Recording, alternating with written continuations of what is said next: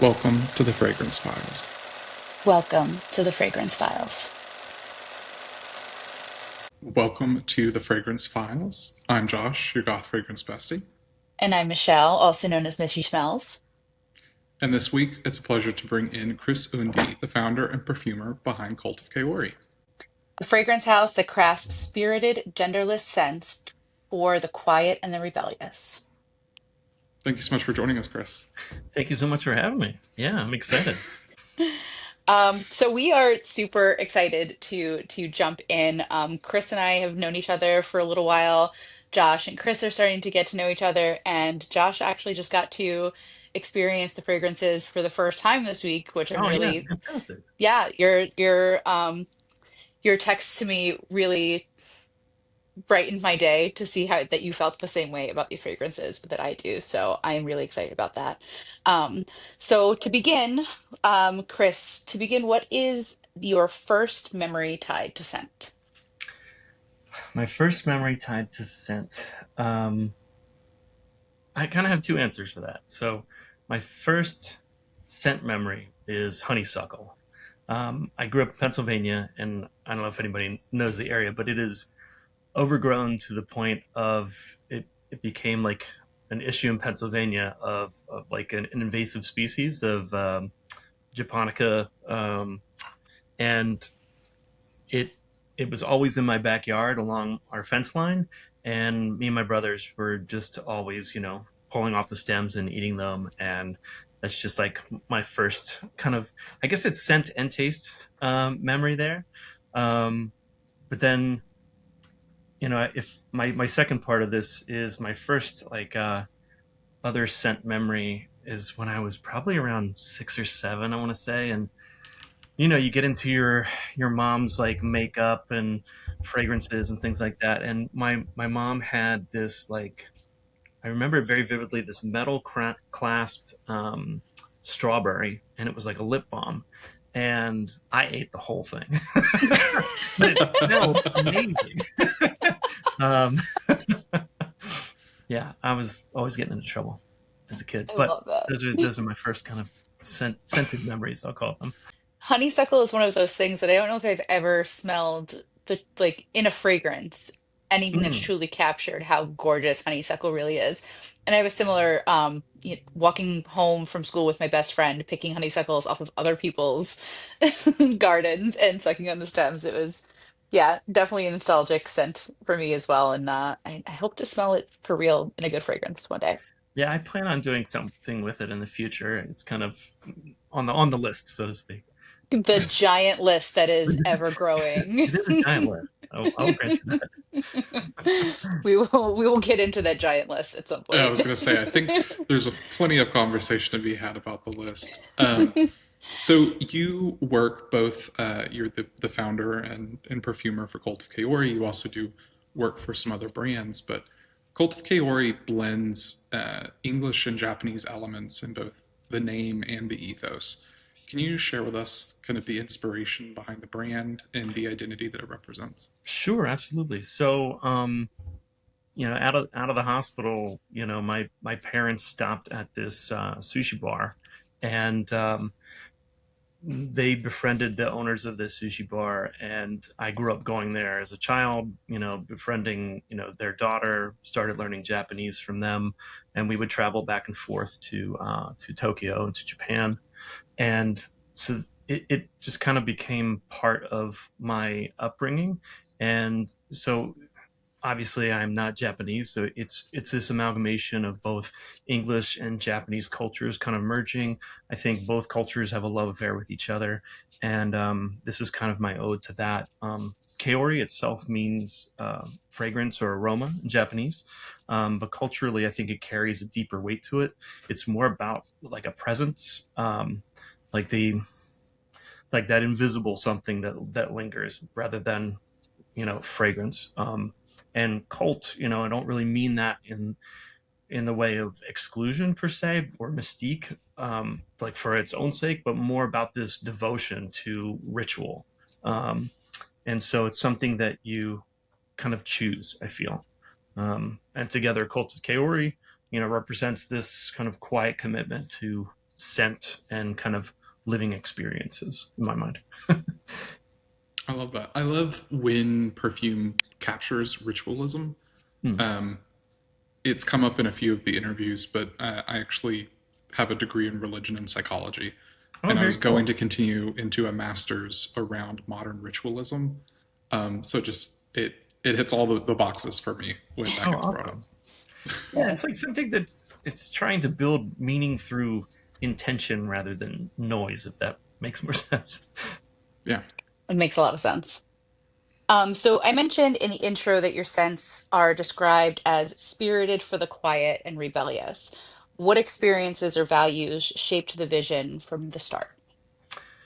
Sure. I mean, I kind of it was just kind of the way I viewed fragrance in general was everyone knows that age old saying of you can make an impression without saying a word.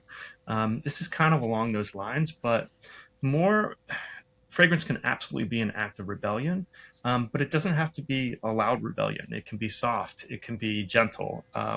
So I feel like fragrance becomes like just a way to express what you can't sometimes say in words. Um, and I love I love that boldness that fragrance can have and can be more empowering for someone um, to kind of step outside themselves. I guess can you talk to us a little bit about how your process works? Because it's a bit different. You have story, you have these cultural elements, you're Mm. bringing obviously notes and aroma chemicals. So, what is the story of your life with a scent? And so my process really starts with the story, so that it creates this kind of benchmark and guide for me to work against. Um, so as I'm building that fragrance and I'm smelling it and I'm assessing it, I can smell whether or not it tracks with that story because I know my customers are gonna do the same. They'll look at the scent notes and if they'll pick it out and be like, I don't smell that. That's weird. Um, and I don't want that to happen. I want it to be kind of a vivid experience, but I also want it to be unexpected at the same time. So any good fragrance, in my opinion, is more of a journey than this linear path. So Yeah, and I think more than most other brands out there, your fragrances definitely take me on an incredible journey. And I loved experiencing them for the first time and having such a complete picture. Um, and then reading the story afterwards, as I tend to not want to look at the notes and have that impression going into it, and realizing that what I was getting was almost exactly what was on the paper. And that really I found that really impressive. I impressed myself a little bit, but also the fact that what you were trying to convey came through so clearly, I think is really special about what you're doing. Your debut fragrances like Melon Matsu and Onsen Mineral are rich with personal and cultural references. Can you walk us through the stories behind these? sure, sure. Um, Melon Masu, I would say, is this story of again ritual ceremony, um, but for me it was my family's summertime just enjoyment. Like we would have a particular chilled ice sake in the summer to get in and out of the heat, and it was always this melon, cucumber, pear sake, and not to go too far into the process of sake, but as opposed to like whiskey where you get things stronger and more powerful, with sake you pay for the process and you actually get less alcohol, so it's about this refinement. So um, for example, like they might grind a rice grain down to 10% of what it was, and so you get all these nuances and subtlety that only comes out through that process. And that's some of the most expensive sake. Is actually really low in alcohol, very easy to drink, but it's so nuanced and beautiful. And that was my first kind of challenge that I gave myself because I knew sake wasn't something that was really prevalent in perfumery. And it's good to be uniquely yourself and based on your experiences. And so this just kind of clicked for me as kind of home. um, I think there's an underlying kind of happiness to this fragrance. Um, it's very bright. As it's a different kind of boozy, obviously, but I think the florals and woods kind of really give this sense of happiness for me. That's probably my own interpretation, but No, I definitely get that. I think the interesting thing about that one, we talked about Melon Matsu and moving on to Onsen Mineral, is that they both for me have this duality of a hot meets a cold, but mm, kind of in the reverse, where Melon Matsu feels very much like you, to me, felt like being in a steam room. So feeling very in a very humid, warm environment and cooling down with that sake. Onsen Mineral feels like being out in the cold and warming up in the hot waters. So I love that yeah, they're both able to do the same thing but opposite of each other in a way. Can you tell us a little bit about the story behind Onsen Mineral? absolutely. No, that's an interesting observation, and one, to be honest, I don't even know I was conscious of, but I love that duality.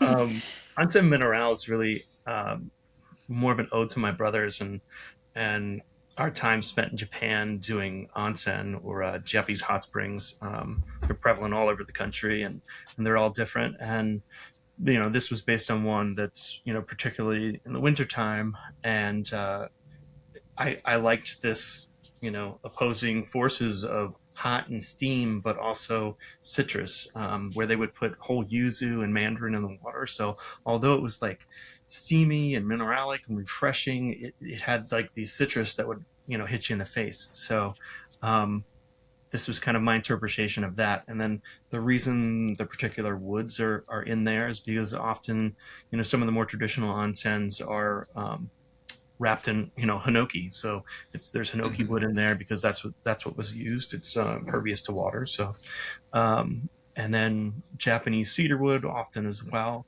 Um, and then Japanese cedar wood is actually more of a cypress, so you'll find that there's cypress in there too, more to like lean into that particular smell.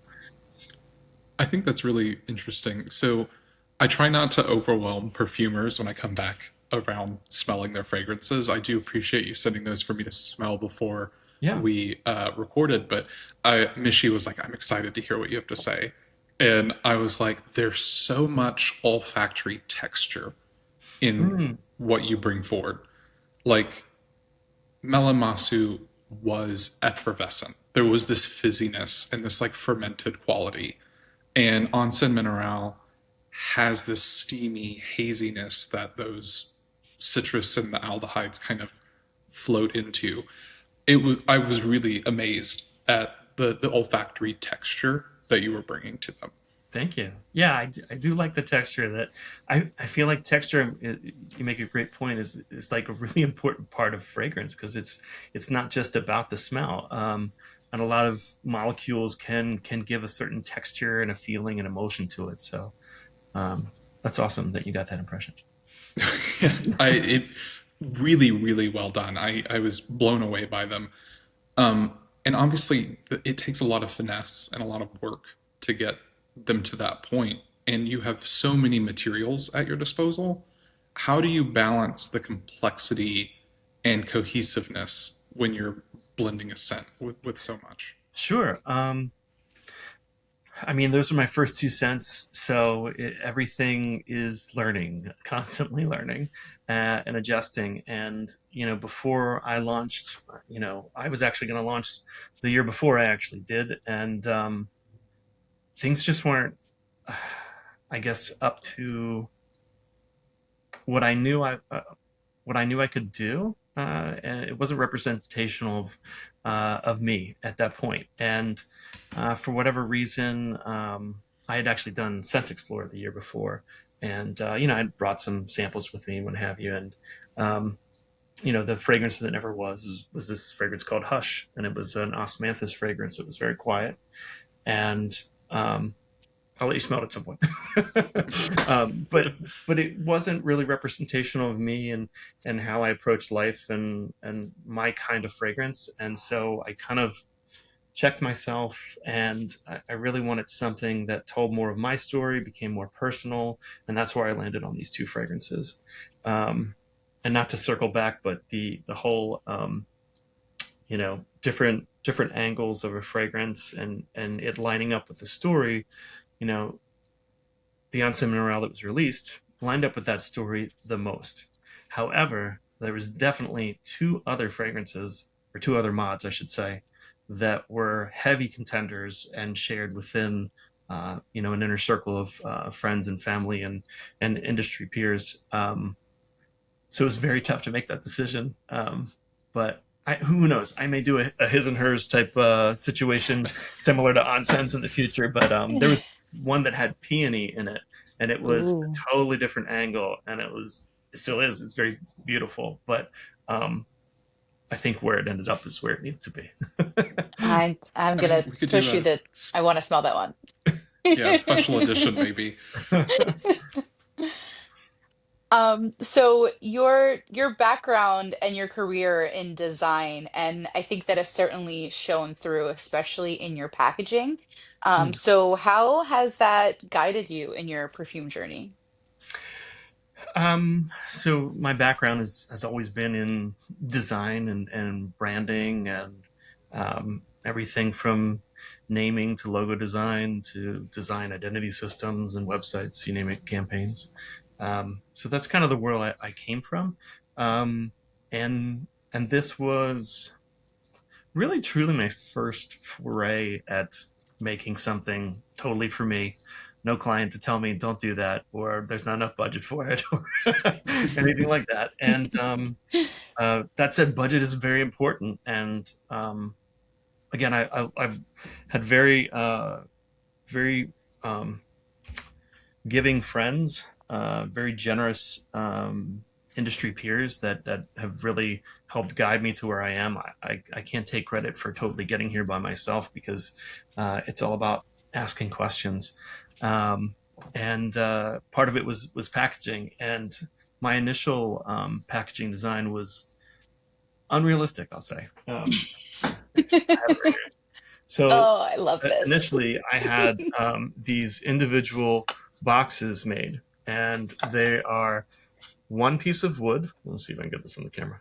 And you'll see these little chamfers around the edges. So it's one piece of wood that wraps around itself, and it's tied together. And it's made with Japanese cedar wood. The box itself smells fantastic. And that was originally where I was going with the packaging, but it's just too expensive. And I didn't want people to have to pay, 450, $500 for a fragrance. That just wasn't where my mind was at. So I I started over with budget in mind, and that said, I really wanted something that again spoke to this idea of being surprised and delighted. Everybody likes a gift, but it's more about the full experience of opening that gift and the way my box works. It kind of presents itself to you as you open it up, and something different and special. The other kind of angle that again is I'm almost positive it's not important to most people, but it was important to me, was being sustainable in my packaging. There's no, I'm happy to say there's no plastic or foam or anything like that.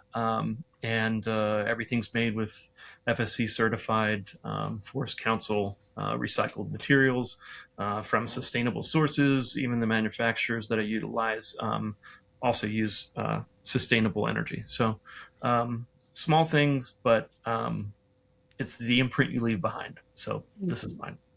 Absolutely. Absolutely. I think it's really important to a lot of people, the sustainability aspect of it. I And still I don't know if it is, definitely, but I'm going with yeah. me. Well, I mean, it's a common thread. A lot of people talk about sustainability, and you have some brands that are very minimal with their packaging to reach that sustainability. And you have managed to do something that, like you said, feels special. I actually was opening your package on FaceTime with a friend of mine, and he was like, "Damn, girl, what do you have?" And I was like, "It's perfume." Uh, it was it does have. I think that's a great word for it. It's special. Oh, thank you. Um, so I definitely very much enjoyed that. And you are industry peers with Kyle Mott Cronenberg. of Yeah, OSM who also has a design background and also has very stunning packaging. So, I love Kyle. He's fantastic. you know, designers know how to do packaging and bottle design for Yes. perfumes. Yeah. Yeah, Kyle and I met officially, I think, at Scent Explore when I was there in 2023. And that's where I was introduced to Tomlinson, who owns Black Clough, which we'll talk about more. But um, yeah, it's funny. We were both conversing with Sarah McCartney over Zoom, and she has her kind of daily chats and what have you. And this was after Scent Explorer, and I was like, Kyle, what the hell are you doing here? He's like, I'm always here. I was like, how did I not know you were also part of this? So it's always interesting. It's a small world, I'll say. Yeah. Yeah. Yeah, I mean, Sarah was the last episode that went up of Goth Fragrance Dialogues. Oh, awesome. Um, and one of the things she talked about was how much she enjoys seeing, as she called it, her boys um, out in the world with their creations and their brands as well. That's so nice. She's the sweetest. Speaking of sustainability, the packaging doubles as Opie's bandana. Oh yeah. He's So yeah. very So into it. I kind of opted again for like the no plastic the nth degree, and I'm not vacuum sealing my fragrances with plastic. Again, that's just a whole part of it. I am currently looking into a more eco-friendly, similar process, but it's done with a biodegradable material. So I will probably start sealing mine eventually, but it was just again out of that birthed another idea. It was like, oh, how do I make closing these a bit more sound and a bit more appealing? What can I do to stand out more? And so that's when I thought of furoshiki wraps that you can then you can use as a bandana, you can use to carry something else, but it can become something more sustainable and reusable. So that's where that was born out of.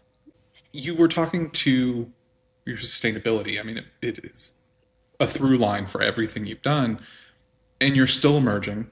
You're still, you're working on your third fragrance. How do you approach scale and expanded awareness in new markets? Well, sustainability is obviously a big piece for you in that.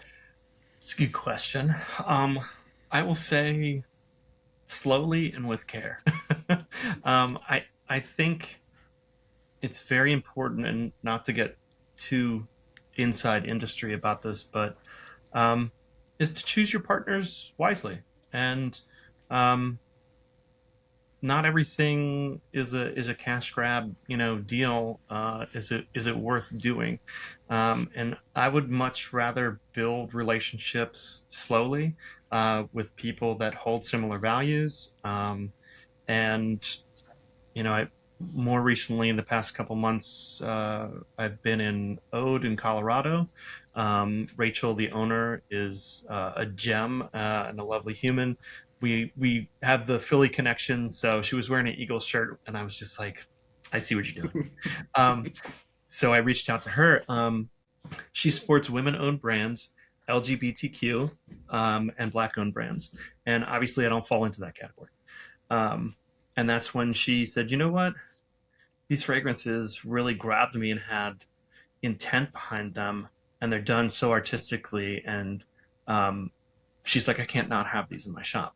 And I thought that was really, really powerful. And again, I feel honored to be in the shop. But I like that there's, like you said, a through line, a similarity of values between individuals and partners, and that's all very important to me. So Yeah. I think the when I showed your fragrances to the guys at Stella, it was very similar too. And been working there for quite a few months and show them things all the time. And very rarely do they ever say, yeah, let's do this. But your brand was the first that they were like, absolutely, like get us in contact right away. So I think the especially like when as soon as they saw the packaging, they were hooked. Like this is complete. This is such a whole everything is done so incredibly well that it was a no-brainer, really. So I was excited about that. I too was excited about that, and thank you. My pleasure. Yeah, I mean, I think that's just a testament to, whether you're a perfumer, you're a designer, you're a carpenter, you're, you know musician, the time well spent, the time put in always gets noticed, I feel. And I think you will ultimately connect with the audience who you meant to connect with, um, through that hard work. Yeah. So we touched on this a little bit already, but your talents have been recognized by other indie brands as well, not just all of your amazing stockists, but you've been working on a series of scents for Black Cliff.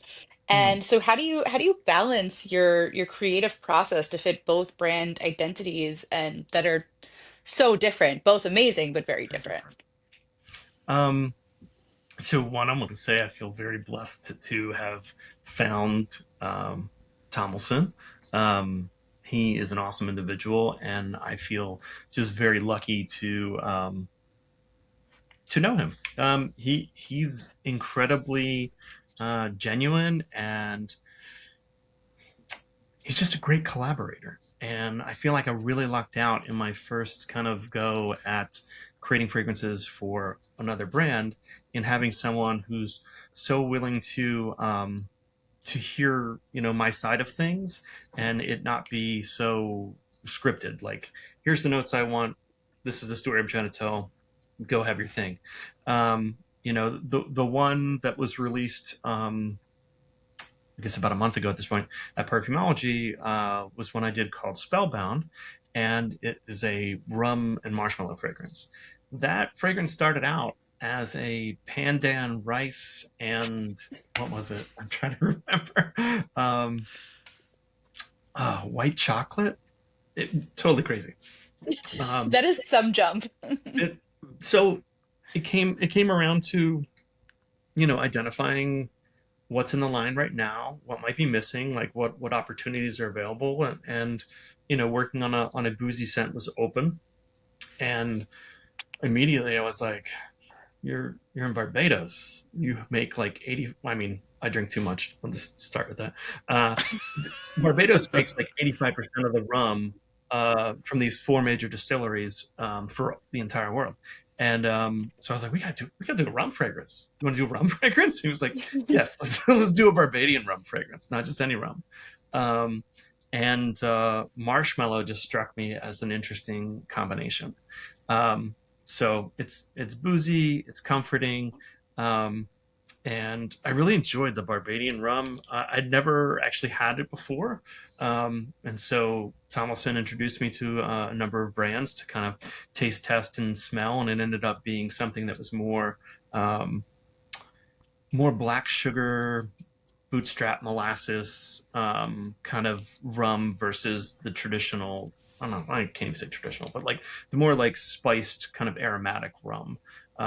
This was just very different, and very drinkable. um, so yeah. And then Kyle, of course, is a factor in there too, being that he's the lead perfumer. So, and working hand in hand with Tomlinson, but I also would share mods with Kyle to get his feedback as well. And so it was a really fun, true collaboration between perfumer, brand owner, and yeah. That is actually I how I became aware of Black Cliff. Was I'd seen the bottles, I hadn't smelled anything, and I was interviewing with Kyle. He was talking about his work, that Sarah McCartney's done a perfume for them. You were working with them.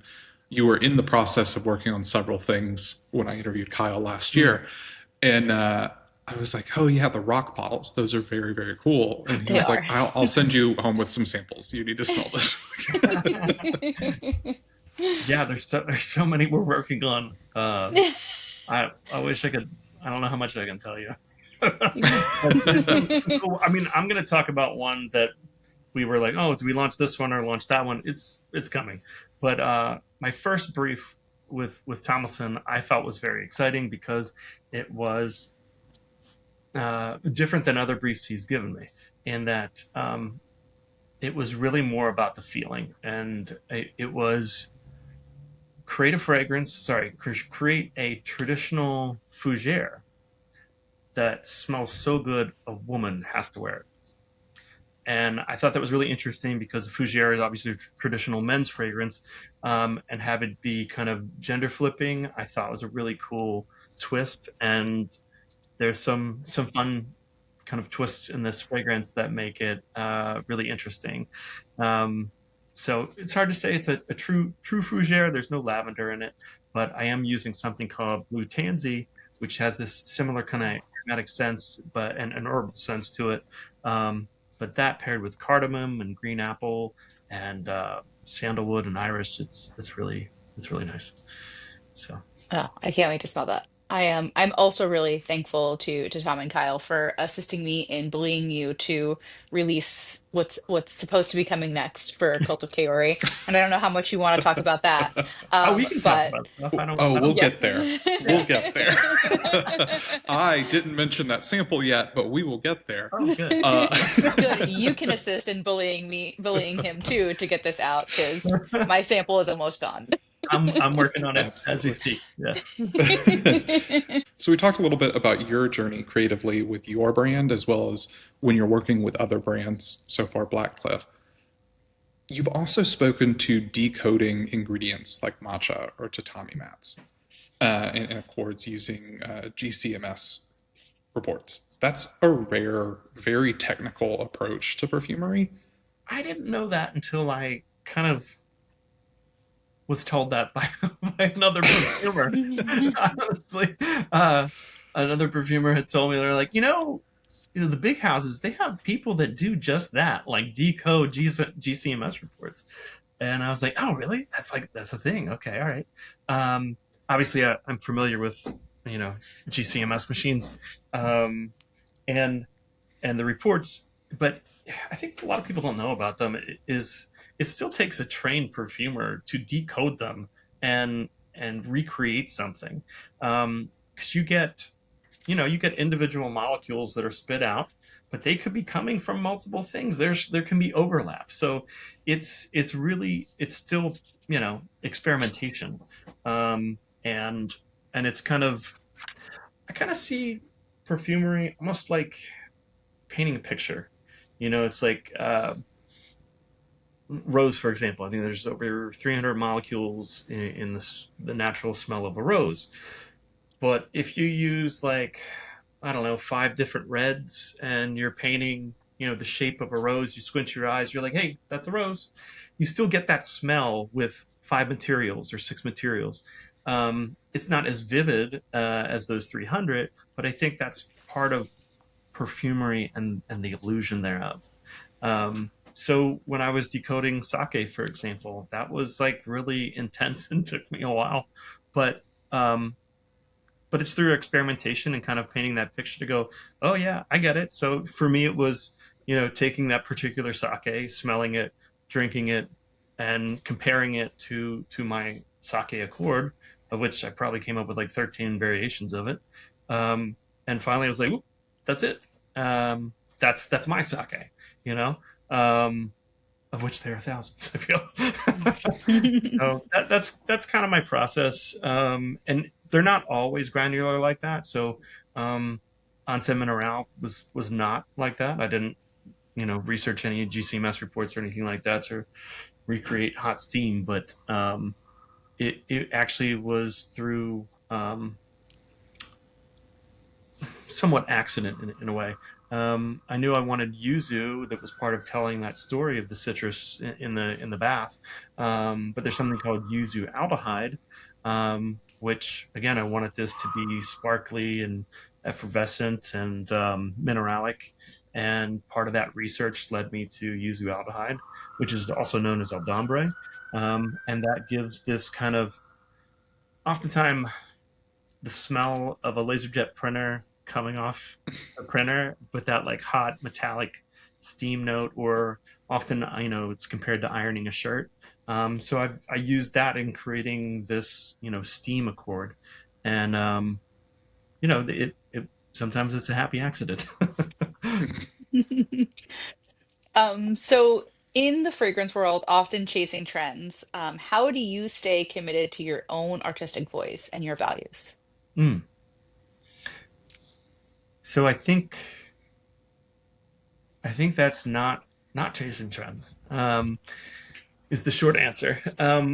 And as you know, I haven't released a fragrance in the past almost 2 years because I've been not only working on other brands but also just taking my time with my own.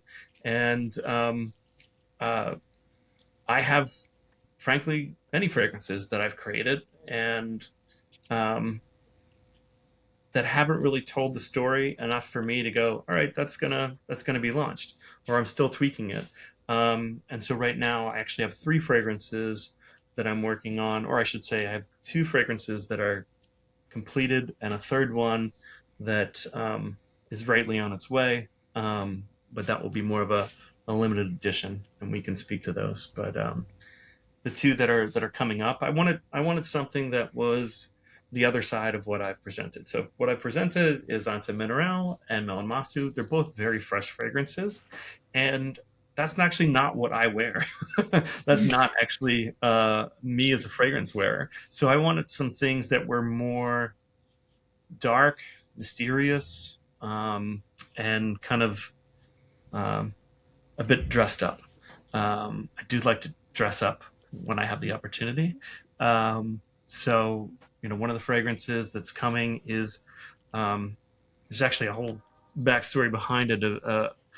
It's called Black Fountain, the one that you have the sample of, and that one is a very interesting story to tell, and it's one that, in my mind, originally I was like, I shouldn't even release this.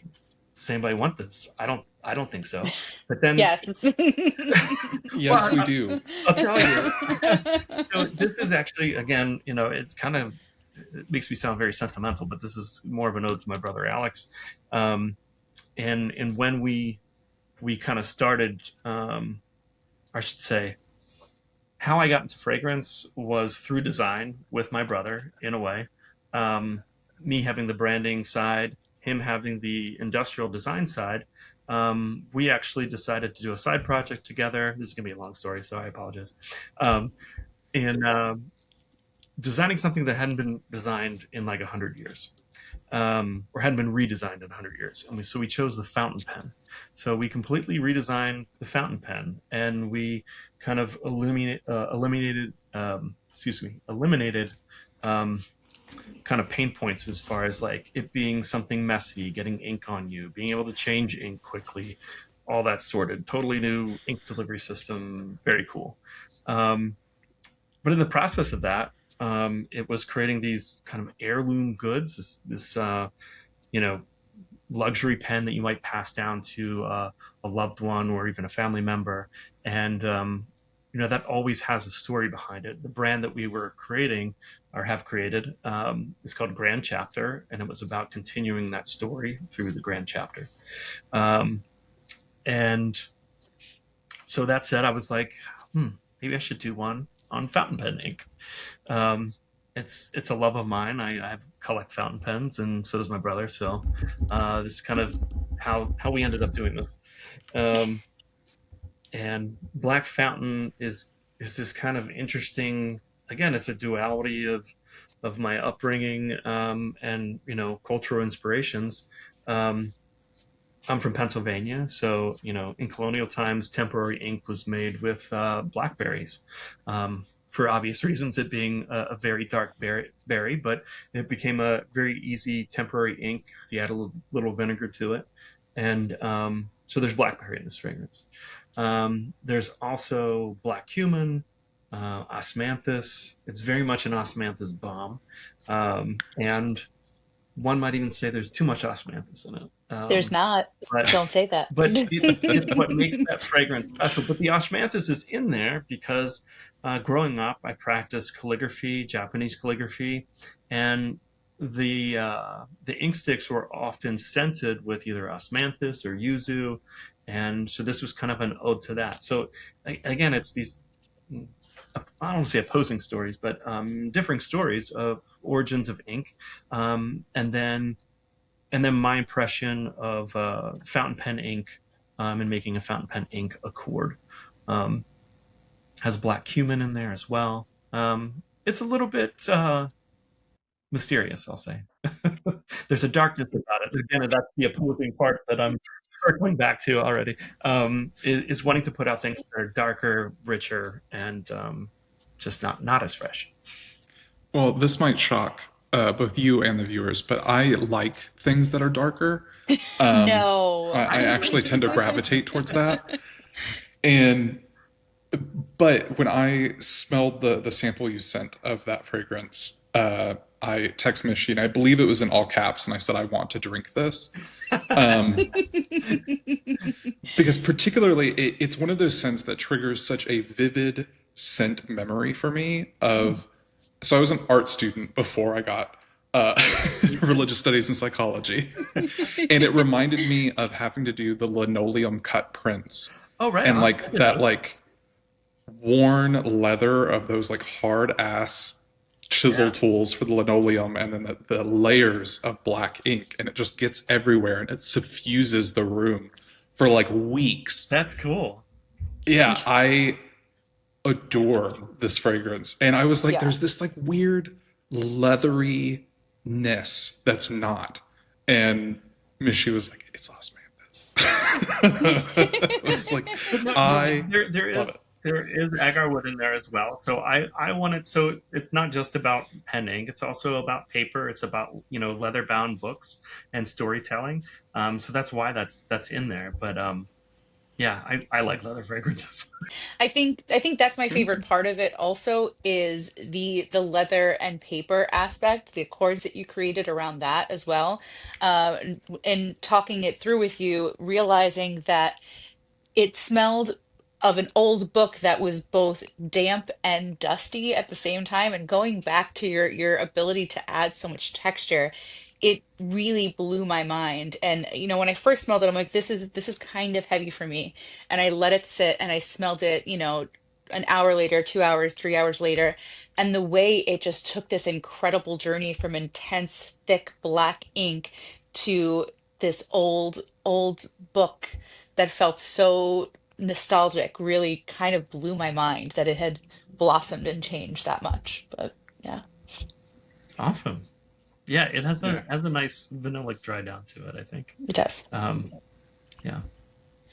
It is really, really stunning. If I need to add anything to the bullying about getting that out, let me know your address and I will come It's bully you. it is in the Because works. it I'm trying to get the packaging done now before the season really gets a hold of me. So yeah.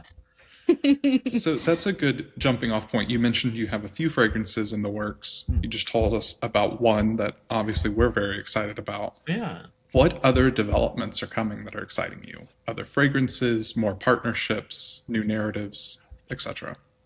The other fragrance that's going to be coming is called Apricot Kisseru. And this is a tobacco fragrance, but I would say it's a different tobacco fragrance. Um, it's more of a dark, mysterious, resinous fragrance, dark ambers. But the fun part, it really is the opening and this kind of overdose of apricot. It's very textural. It's very fuzzy, kind of punch you in the face. Um, but all these kind of like dark spices and resins make it super sexy and mysterious, and it just feels dressed up. It's based on um, Japanese nobility and the Kisaru pipe, um, and yeah, this is kind of like a nobleman's fragrance, if you will. Um, it's it's kind of more of a statement. It feel like, I don't know. Whenever I wear it, I just feel like dressed up, dressed to the nines. Um, and I like that feeling. I feel like I've been neglecting it because I've been going through Black Fountain, but it is also equally as incredible, and I love that opening. It almost feels like a mixture of like fresh juicy apricots and dried apricots. Mm, yeah, Yeah, it Yes, definitely has stone fruit in there for sure. Yeah, yeah. love That's it. exciting. Yeah, I'm excited to get that one out. It was one of those ones that I kind of teased out at shows, and uh, I got a very good response, which was most people saying, "Take my money."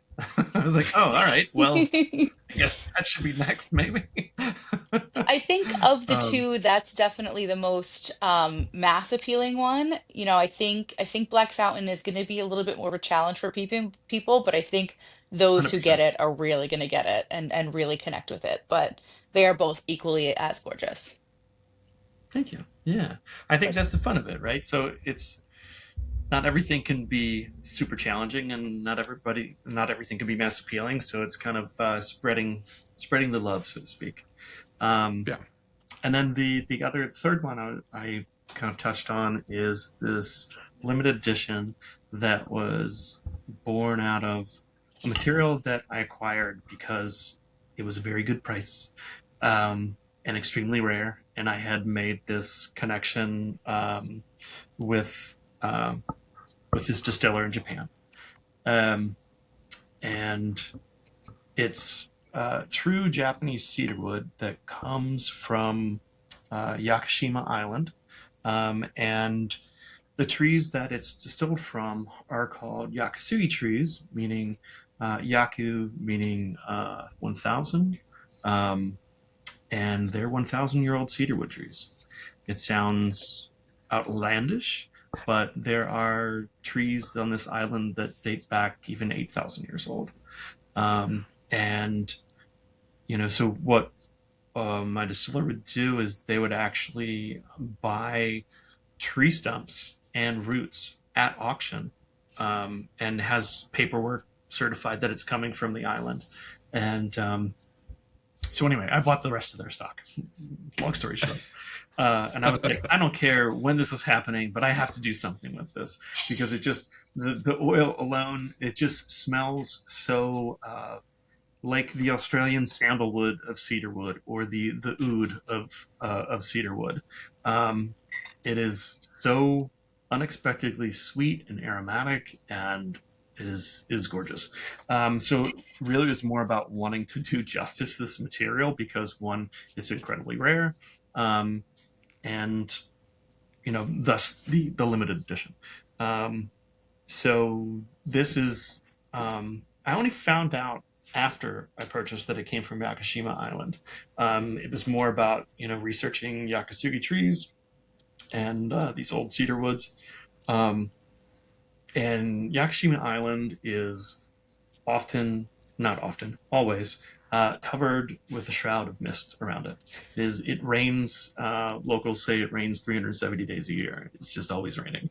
It's always misting. There's always wildlife and nature throughout. And for any of those anime nerds out there like myself, may be very familiar with Princess Mononoke. That is the island that is based on. So that's kind of a fun side note. So yeah, this has it's a very green fragrance. It's very rooty, and it's still fresh and new, but it's gotten really good feedback, and I think it's pretty close to being there, if not there already. I'm very excited about I that. will Chris need this. actually, yeah, you will. Chris brought the raw material when we met up at Scent Explore, and a bunch of us went out to dinner, and they must have thought that we were all absolutely insane, standing waiting for our table, sniffing random pieces of And then I think at one point you dropped the I mean, sample and it was all I over your hands. Like It was, but I wasn't mad at it. So No, and then we're sniffing each other's hands, so I'm like, these people definitely thought we were absolutely out of our minds. oh yeah. it's just perfume people. The no, I mean Princess Mononoke is my favorite Miyazaki film. Mm. I also have a penchant for soily, foresty Oh, then you scents. this will be right up your alley. Yeah. Yeah, I had the pleasure of smelling a aged sandalwood. I want to say it was a 10-year aged sandalwood in Buenos Aires, and it was like the chocolate milk of sandalwood. Oh, very It cool. was so creamy and Yeah. sweet. I was like, can I, how can I smuggle this bottle out of your laboratory right now. So that's very exciting. Yeah. Um, I was gonna say, since I always tell you about the stories, I don't need to read them all, but I can read one of them if you want. If you want to hear the story for Yakushima, anyways. Yeah. Yeah. Absolutely. Um, so the scent breakdown for this is really angelica root, galbanum, juniper berry, this mythical mist, Yakasugi cedarwood, hinoki, cypress, incense, ambrette, cashmere, vetiver, oak moss, tree root, and wet forest floor. Um, and the story Yes. behind this one is a cool spring scent that blends fog soft air, mossy greens, and the quiet warmth of ancient cedar. Born from Yakushima's cloud wrapped forests, Yakushima mist captures the shift from rain to drifting fog. Mineral, mineral air, moss, and thousand-year-old Yakasugi cedar breathe a quiet stillness. Cool mist rising into soft woods and a gentle return to yourself. It lingers like a calm exhale, carrying the quiet purity of misted forest air. So that's my story. Yeah, it's I got a will vibe to need to be given a heads up when that release launches. it. Sure. And are we going with them in those little boxes in the beautiful bento boxes? Have you decided? I haven't decided yet. I might. I know. I talked to you about that. But my initial thought is actually to redesign a smaller box based on my initial design, so that at any price point into my brand, you still feel like you're getting the same experience. I kind of feel like that's important. I love Um, that. I could go the fancy box. Don't get me wrong, and it would ultimately be more expensive. But I I'm looking at doing maybe a smaller bottle size to still make it more accessible. It's okay. I'll just buy the fancy little box. It's okay. I don't really care what size or price point. That sounds absolutely like something I need. Fair enough. Okay, Chris, and our final question for you. What advice would you offer up and coming perfumers who want to create something deeply personal yet daring? Mm. All right, this is another two-part answer. So one is to always be patient with yourself, um, and don't wait for permission to feel. I feel like uh, I spent time throughout the pandemic just in it. You know what I mean? For a couple years, and that the best advice someone gave me was like, you're not going to be able to do what you want until you know your materials, and it's very very true.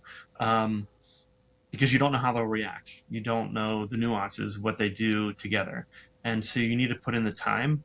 And part of that can't be taught, I feel. I mean, don't get me wrong.